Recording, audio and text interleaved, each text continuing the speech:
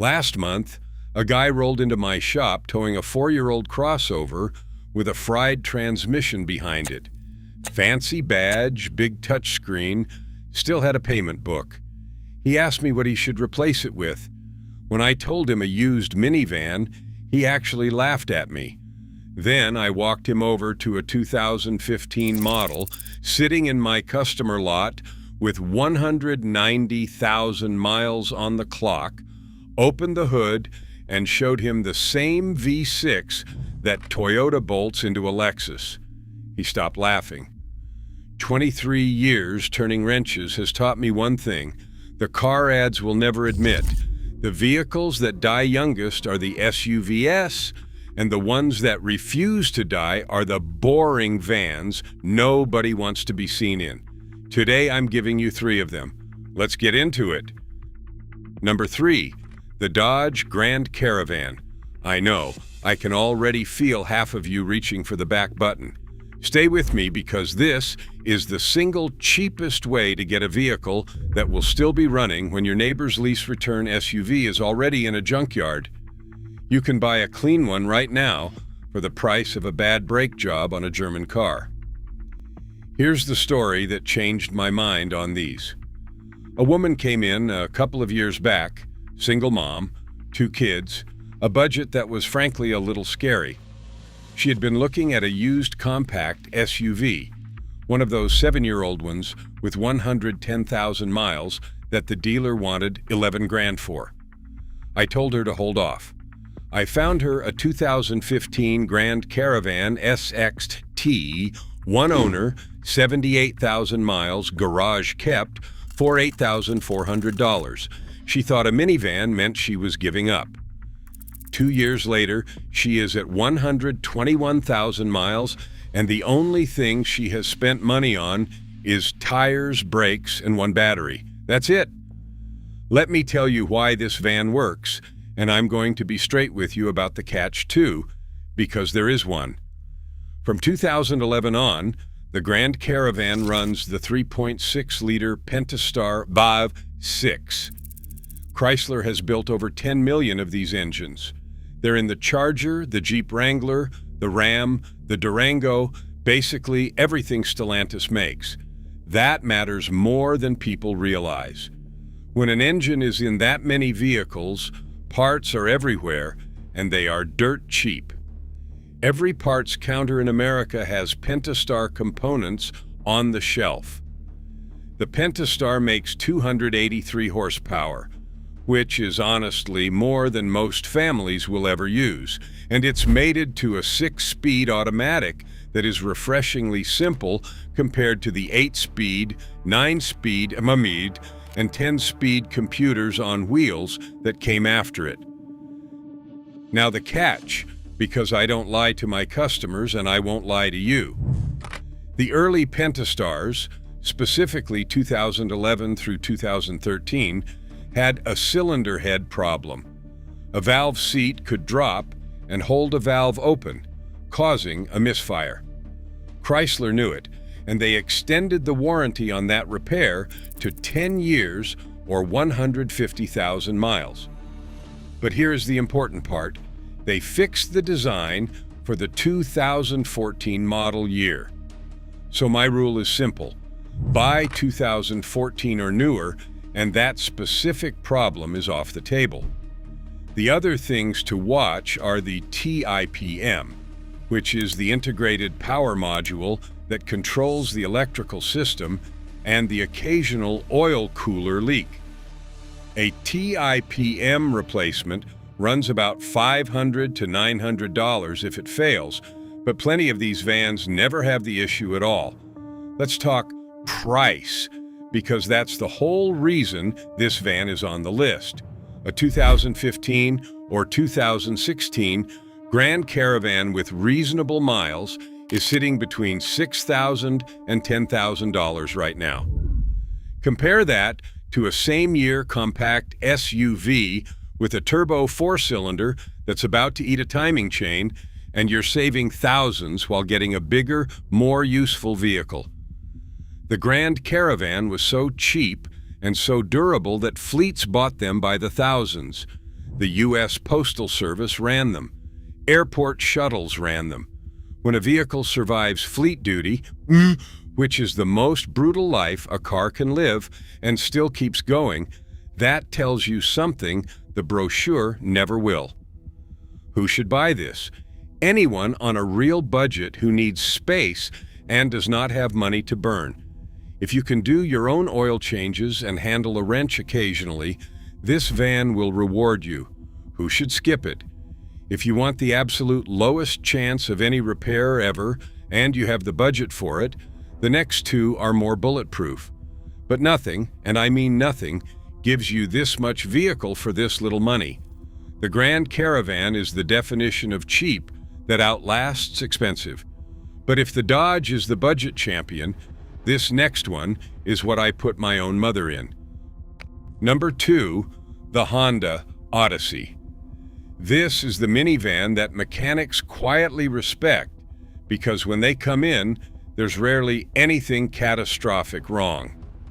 I had a 2016 Odyssey EXL come in a few months ago with 168,000 miles. Original owner, drove it since new. He wanted the full workup before a big road trip. I put it on the lift, pulled the wheels, checked the suspension, scanned every module, checked the transmission. You know what I found? Worn brake pads and a cabin filter that looked like it had been through a war. That was the extent of it. I told him to drive to wherever he was going and stop worrying. The Odyssey I'm talking about is the 4th generation, 2011 through 2017. Every one of them came with Honda's 3.5-liter J35 V6, and this is one of the great modern Honda engines. These motors regularly cross 200,000 miles and keep going. The interiors are genuinely clever, too.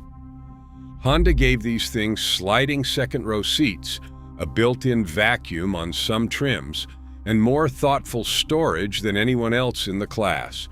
It drives tighter than you'd expect for something this size, because Honda's engineers can't help themselves. Here's the honest part, and it's the single most important thing I can tell you about buying an Odyssey. These engines use a system called VCM, Variable Cylinder Management. It shuts off 2 or 3 cylinders when you're cruising to save fuel. In theory, it's clever. In practice, on higher mileage vans, VCM is linked to oil consumption and fouled spark plugs. I've seen it. It's the one weak spot on an otherwise excellent engine. The good news is that there's a well-known, inexpensive fix, a small device that keeps the engine in 6-cylinder mode all the time. And owners who do this report the oil consumption problem essentially disappears. If you're shopping for an Odyssey, ask if the previous owner installed one. If they did, that's a green flag that tells you they knew what they were doing. The other thing to know, the Odyssey uses a timing belt, not a chain, and it needs replacing around 100,000 miles. This is where the Sienna, which I will get to, has an edge. On the Odyssey, budget for that belt and water pump service, which runs somewhere around $700 to $1,000 at an honest shop. It is routine maintenance, not a defect, but you need to know it is coming so you are not blindsided. Also, keep an eye on the motor mounts and the power sliding door motors, which can wear out, though neither is a wallet emptying repair. On the buying front, stick with the 2014 through 2017 models if you can. Those got a smoother 6-speed automatic and a bit more refinement than the 2011 to 2013 vans with the 5-speed. The 2011 in particular was the first year of that revised powertrain, and it had the highest repair costs of the generation, so I would pass on it. A solid 2015 or 2016 Odyssey EXL with average miles typically runs in the $13,000 to $18,000 range, depending on trim and condition. That is real money, but you are buying one of the most usable, most reliable family vehicles ever built. When you test drive one, do three things. First, pull the dipstick and check the oil level and color before you even start it, and ask when it was last topped off. If the owner is casually topping off oil between changes, VCM has been eating it. Second, get it on the highway and accelerate hard from 45 to 70. Feel for any shudder or hesitation, which can point to worn motor mounts or transmission neglect. Third, cycle both power sliding doors and the tailgate a few times. Those motors are a known wear item, and it is better to catch a lazy door before you own it than after. Who should buy the Odyssey? Families who want the most refined driving experience in the class and are willing to keep up with maintenance.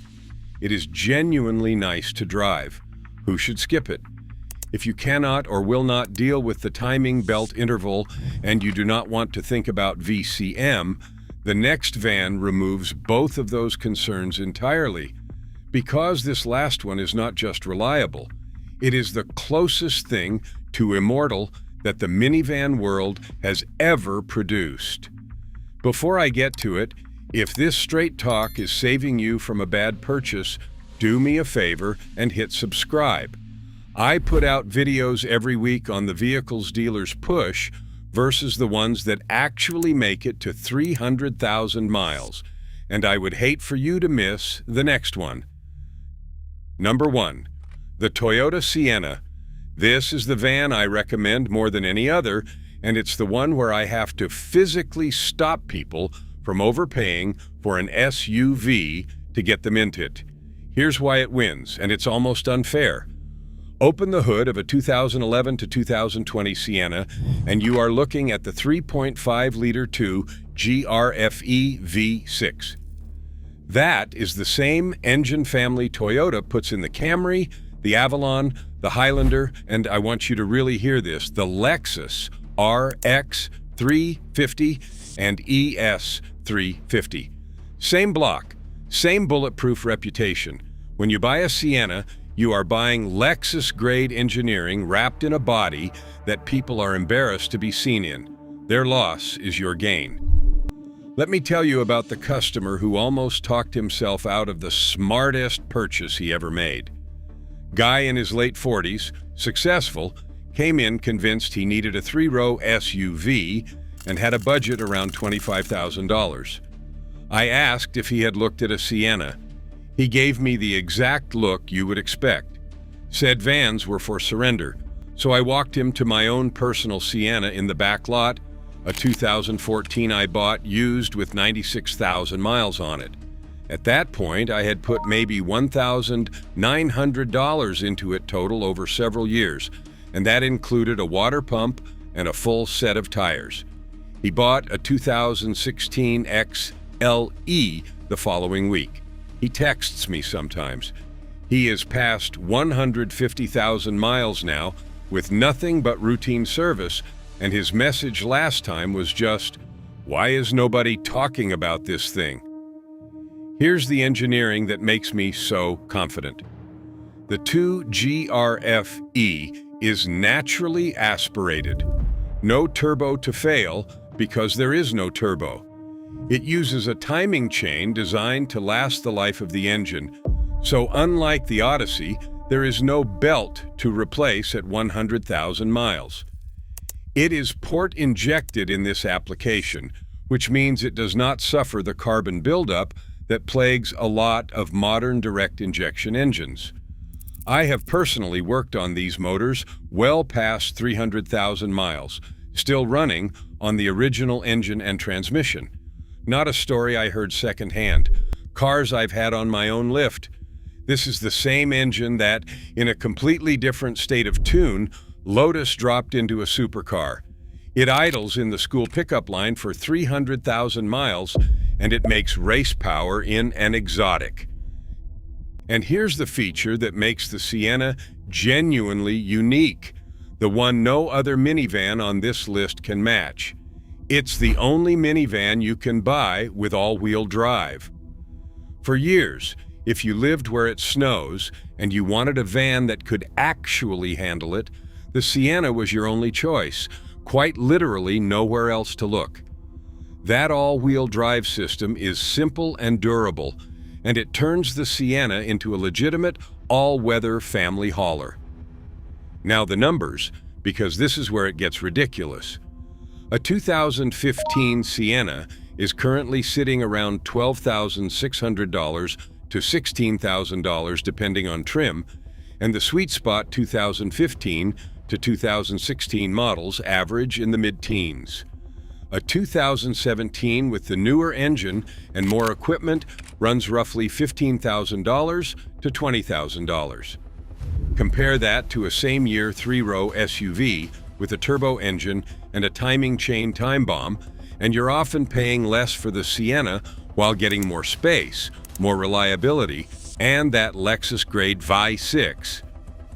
On maintenance, independent shops put the Sienna's average annual cost around $400 to $550. That's lower than the minivan average and lower than the average for all vehicles.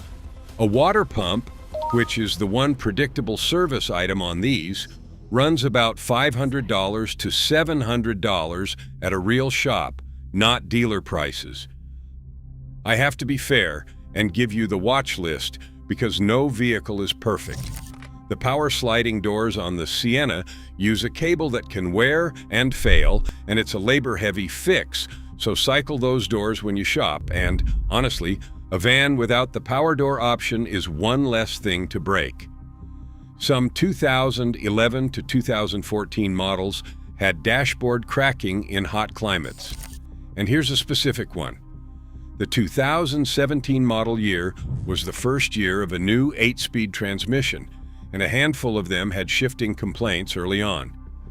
The 2011 through 2016 vans with the proven 6-speed are the safe play if you want zero drama. None of these are engine-threatening. They're the kind of thing you negotiate a few $100s off for and move on. When you inspect a Sienna, here's my checklist. First, on an all-wheel drive model, get it to a parking lot and make slow, full-lock circles both directions. Any binding or clunking means a driveline problem, so walk away. But if it's smooth, you're golden. Second, check the transfer case area underneath on all-wheel drive vans for leaks, especially on ones that lived in the snow belt. Third, cycle every power door and the liftgate, listening for a straining motor or a door that hesitates.